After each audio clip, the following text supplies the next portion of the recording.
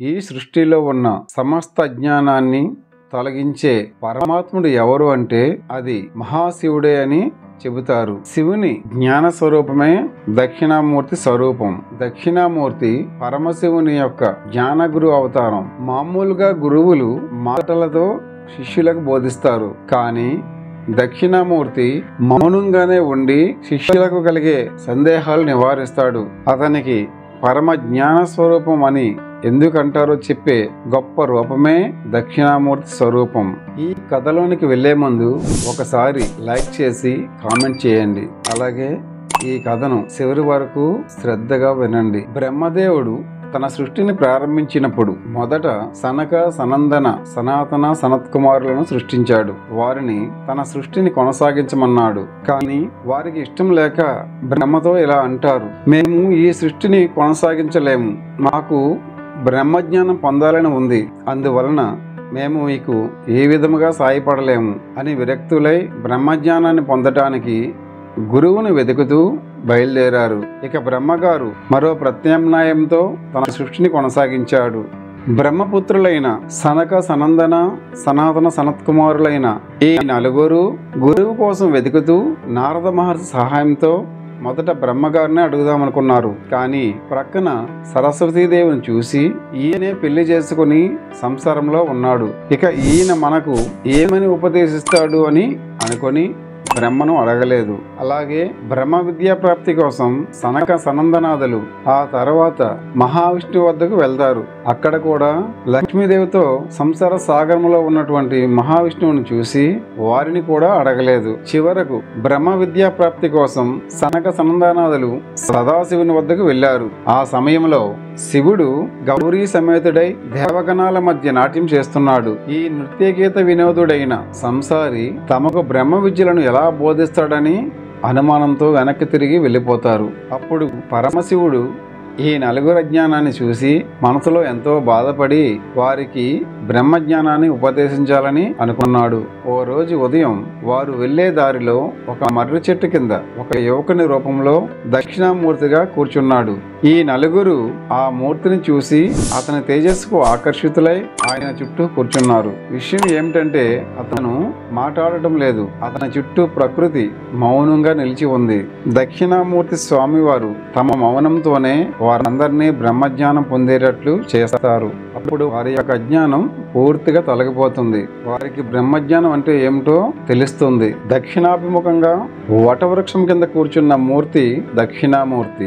ఆచార్యేంద్రం బ్రహ్మ విద్యను బోధించే ఆచార్య పురుషులందరికీ మూల పురుషుడు. జ్ఞాన దక్షిణామూర్తి 4 చేతులతో కనిపిస్తాడు. ఈ స్వరూపాన్ని చూసిన ఋషులకు ఆశ్చర్యం వేసింది. ఆయన చేతిలో జ్ఞానముద్ర ఉంది. జ్ఞానముద్ర అనగా చిన్ముద్ర. తేజస్సుకు చిహ్నమైనది ఈ చిన్ముద్ర. అలాగే 2వ చేతిలో అగ్ని, 3వ చేతిలో డమరకం, 4వ చేతిలో శాస్త్రాలు కలిగి ఉంటాయి. అతడు అజ్ఞాన స్వరూపుడైన ఒక రాక్షసుడిని తన కుడి పాదంతో నొక్కి పెట్టినట్లు కనిపిస్తారు. తన ఎడమ పాదం అతని ఒడిలో ముడుచుకొని ఉంటుంది. అతని చేతిలో ఉన్న అగ్ని తేజస్సుకు చిహ్నం, మరొక చేతిలో ఉన్న డమరకం శబ్దానికి చిహ్నం, మరొక చేతిలో ఉన్నటువంటి శాస్త్రాలు జ్ఞానానికి చిహ్నం. ఆ దివ్య తేజస్సు కలిగిన పరమాత్ముడు దక్షిణ దిశకు తిరిగి ఉన్నాడు. కాబట్టి ఈ రూపము పేరు దక్షిణామూర్తి. ఇతను శబ్దరహితంగా మౌనంగా ఉండి పరమజ్ఞానాన్ని బోధించగల అరుదైన గురువు. ఏ దయ వలన దుఃఖం పూర్తిగా నిర్మూలనం అవుతుందో ఆ దయను దాక్షిణ్యం అంటారు. ఈ లోకంలో శాశ్వతంగా దుఃఖాన్ని నిర్మూలించగలిగే దాక్షిణ్యం ఆ భగవంతునికి మాత్రమే ఉంది. ఆ దాక్షిణ్య భావం ప్రకటించిన రూపమే దక్షిణామూర్తి. అన్ని దుఃఖాలకి కారణం అజ్ఞానం. అజ్ఞానం పూర్తిగా తొలగితేనే శాశ్వత దుఃఖ విమోచనం. ఆ అజ్ఞానాన్ని తొలగించే జ్ఞాన స్వరూపిణి దాక్షిణ్య విగ్రహమే దక్షిణామూర్తి. అది ఆది గురువుగా చెప్పబడ్డ ఆ మహేశ్వరుని రూపం. ఈ రూపాన్నే దక్షిణామూర్తిగా హిందూ పురాణాల్లో వర్ణించబడింది. జ్ఞానం అనేది మాటల్లో వర్ణించలేనిది. గురు దక్షిణామూర్తిగా మనం పూజించే ఈ దక్షిణామూర్తి గురువులకే గురువు. అందుకనే ఈయన గురించి మన పురాణాల్లో విస్తృతంగా వర్ణించారు. దుఃఖాలకు శాశ్వత నాశనాన్ని కలిగించేది దాక్షిణ్యం. ఈ దాక్షిణ్యం ఒక మూర్తిగా సాక్షాత్కరిస్తే ఆ రూపమే దక్షిణామూర్తి. దక్షిణ అంటే సమర్థత అని అర్థం. మహర్షులు దర్శించిన దక్షిణామూర్తులు అనేక రకాలు. మొట్టమొదట బ్రహ్మకు దర్శనమిచ్చారు. దక్షిణామూర్తిని ఉపాసించే వారికి బుద్ధి వికసిస్తుంది. అందుకే దక్షిణామూర్తిని పూజించమని విద్యార్థులకు ప్రత్యేకంగా చెబుతారు. మంత్రశాస్త్రం 16 దక్షిణామూర్తులను ప్రస్తావించింది. ఆ రూపాలు శుద్ధ దక్షిణామూర్తి, మేధా దక్షిణామూర్తి, విద్యా దక్షిణామూర్తి, లక్ష్మీ దక్షిణామూర్తి, వాగీశ్వర దక్షిణామూర్తి, వటమూల నివాస దక్షిణామూర్తి, సాంబ దక్షిణామూర్తి, హంస దక్షిణామూర్తి, లకుట దక్షిణామూర్తి, సిదంబర దక్షిణామూర్తి, వీర దక్షిణామూర్తి, వీరభద్ర దక్షిణామూర్తి, కీర్తి దక్షిణామూర్తి, బ్రహ్మ దక్షిణామూర్తి, శక్తి దక్షిణామూర్తి, ఆఖరిగా సిద్ధ దక్షిణామూర్తి. ఇవి 16 దక్షిణామూర్తులుగా ప్రస్తావించారు. హిందూ గ్రంథాల ప్రకారం ఒక వ్యక్తికి గురువు లేకుంటే వారు దక్షిణామూర్తిని తమ గురువుగా భావించి పూజించవచ్చు. శివుని జ్ఞాన స్వరూపమే దక్షిణామూర్తి స్వరూపం. అందుకే జ్ఞానాన్ని కోరుకునేవారు దక్షిణామూర్తిని ఆశ్రయిస్తారు. గురువారం గురువు యొక్క వారం. వారంలోని 5వ రోజు గురువారం బృహస్పతి గ్రహంతో సంబంధం కలిగి ఉంటుంది.